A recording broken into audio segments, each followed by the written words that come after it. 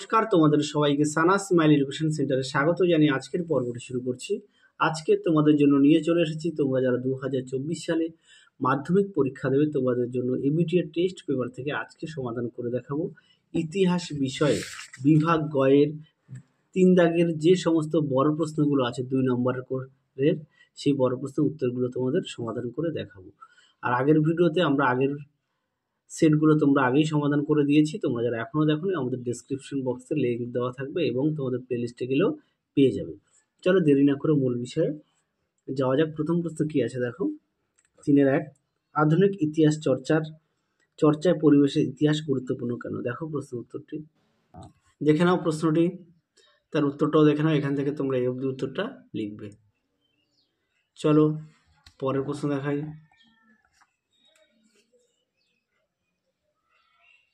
পরের প্রশ্ন দেখো কি আছে, 3-2 হাজী মোহাম্মদ মহসিন স্মরণীয় কেন? এই প্রশ্নটা কিন্তু তোমাদের আগের সেটেও ছিল, তোমরা অবশ্যই নিশ্চয়ই দেখেছো। চলো আমি তাও আরও একবার দেখাচ্ছি, দেখে নাও। হাজী মোহাম্মদ মহসিন বিখ্যাত কেন? উত্তরটি তোমরা এখান থেকে এই অবধি লিখবে। আমি মুখে বললাম না, একটু দেখে নাও উত্তরটি। যাদের বই আছে পেজ নম্বর বলে দিচ্ছি 140, তোমরা অবশ্যই দেখে নিও। যাদের বই নেই তোমরা অবশ্যই খাতায় লিখে নিয়ে পড়ো। এই প্রশ্নটা কিন্তু অনেক সেটে পাওয়া গেছে, অবশ্যই ভালো করে পড়বে। চলো পরের প্রশ্ন দেখায় কি আছে, 3-3 ডেভিড হেয়ার বিখ্যাত কেন? দেখো প্রশ্নের উত্তরটি দেখে নাও। ডেভিড হেয়ার স্মরণীয় কেন? তোমরা উত্তরটা এখান থেকে এই অবধি লিখবে। যাদের বই আছে দেখে নাও, পেজ নম্বরটা 135 পেজ, তোমরা অবশ্যই বই থেকে পড়বে। যাদের বই নিয়ে একটু খাতায় লিখে নিয়ে পড়বে। চলো পরের প্রশ্ন দেখাই। চলো পরের প্রশ্ন দেখো কি আছে, 3-4 কবে কোথায় কোল বিদ্রোহ সূচনা হয়? দেখো প্রশ্নের উত্তরটি দেখে নাও। প্রশ্নটি তার উত্তরটা দেখে নাও। কোল বিদ্রোহ বিস্তার 1820 খ্রিস্টাব্দে বিহারের ছোটনাগপুর অঞ্চলে কোলরা প্রথম বিদ্রোহ করে। 1831 খ্রিস্টাব্দে সেই বিদ্রোহ বিস্তার ঘটে রাঁচি জেলার মুন্ডা ও ওরাও সম্প্রদায়ের মধ্যে। এরপর বিদ্রোহ মালভূম, সিংভূম, হাজারিবাগ, পালাউমৌ ইত্যাদি অঞ্চলে দ্রুত ছড়িয়ে পড়ে। আর নেতৃবৃন্দটা একটু দেখে নিও, জোয়া ভগত, সুই মুন্ডা, সিংহরাই মানকি, ঝিন্দ্রাই মানকি প্রমুখ। পরের প্রশ্নটা দেখো কি আছে, 3-5 হুতম প্যাঁচার নকশা থেকে কি ধরনের সামাজিক চিত্র পাওয়া যায়? প্রশ্নটা গুরুত্বপূর্ণ, তোমরা অবশ্যই ভালো করে পড়বে। দেখে নাও প্রশ্নটি, তার উত্তরটাও দেখে নাও। সুন্দর করে পয়েন্ট দেওয়া আছে, দেখে নাও সম্পূর্ণ উত্তরটি। চলো পরের প্রশ্ন দেখাই। চলো এর পরের প্রশ্ন দেখো কি আছে, 3-6 ভারত সভা প্রতিষ্ঠার উদ্দেশ্য কী ছিল? দেখো প্রশ্নের উত্তরটি। তার আগে বলি, তোমরা যারা আমাদের চ্যানেলে নতুন দেখছো সবাইকে অসংখ্য ধন্যবাদ।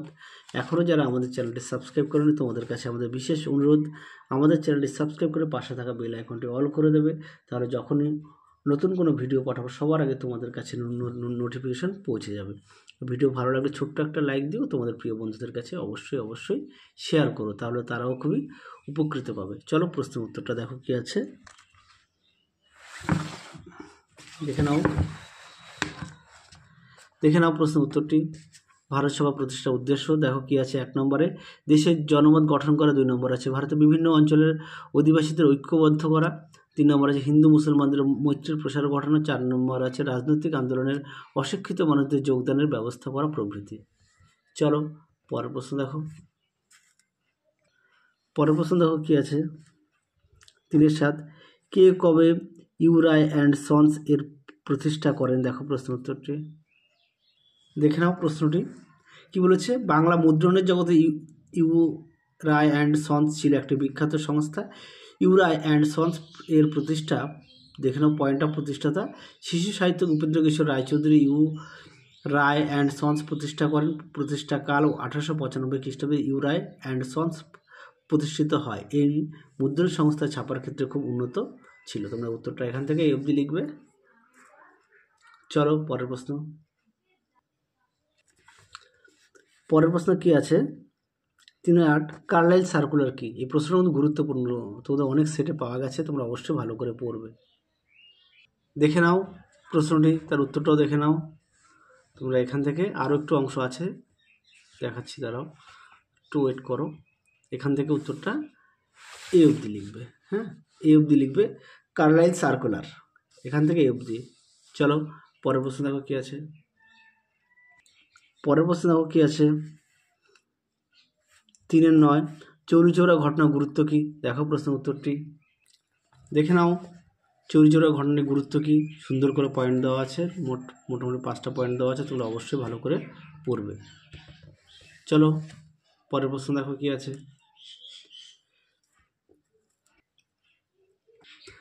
পরের প্রশ্ন দেখো কি আছে, 3-10 কে কবে 12 দলীয় সত্যাগ্রহ শুরু করেন? দেখো প্রশ্ন উত্তরটি দেখে নাও প্রশ্নটি।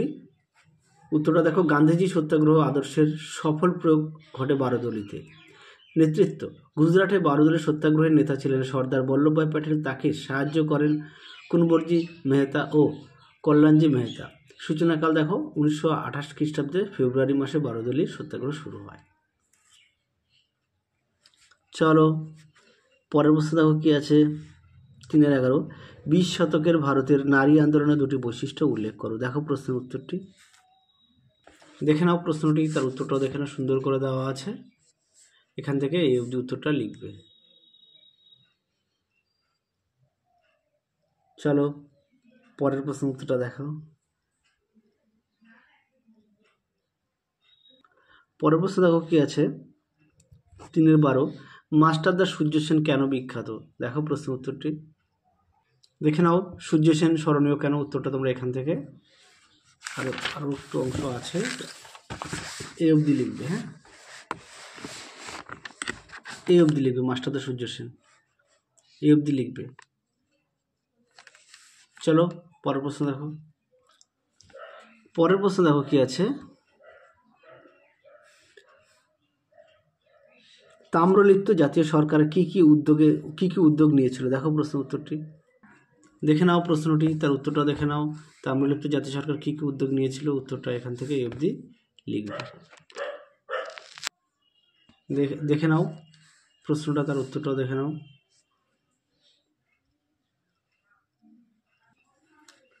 চলো পরের প্রশ্ন দেখো কি আছে, দলিত কাদের বলা হয়? দেখো প্রশ্ন উত্তরটি। এই প্রশ্নটিও তোমাদের আগের সেটে অনেক পেজে দেওয়া আছে, অনেক সেটে দেওয়া আছে, অবশ্যই ভালো করে পড়বে। দেখে নাও দলিত কাদের বলা হয়, উত্তরটা দেখে নাও, সুন্দর করে দেওয়া আছে, এখান থেকে এই অবধি উত্তরটা তোমরা লিখবে। চলো পরের প্রশ্ন দেখো।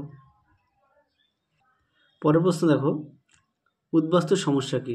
এই প্রশ্ন উত্তরটা দেখাচ্ছি, আর এই প্রশ্ন উত্তরটা তোমাদের শেষ, অর্থাৎ 3-16 এই প্রশ্ন উত্তরটা আগের সেটে দেওয়া, আগের ভিডিওতে দেওয়া আছে, তোমরা একটু দেখে নিও।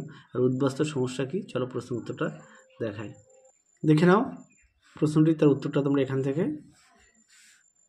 আরও একটু অংশ আছে, এই অবধি উত্তরটা লিখবে, এই অবধি উত্তরটা লিখবে, 499 ও 500 পেজ। হ্যাঁ চলো তাহলে আজকের মতো এখানে সমাপ্ত করছি, আবার দেখা হবে খুব শীঘ্রই, তোমাদের পরবর্তী পেজ নিয়ে চলে আসবো পার্ট 2-তে। চলো আজকের মতো এখানে সমাপ্ত করছি, আবার দেখা হবে পরবর্তী ভিডিওতে। তোমরা সবাই সুস্থ থেকো, ভালো থেকো, টাটা।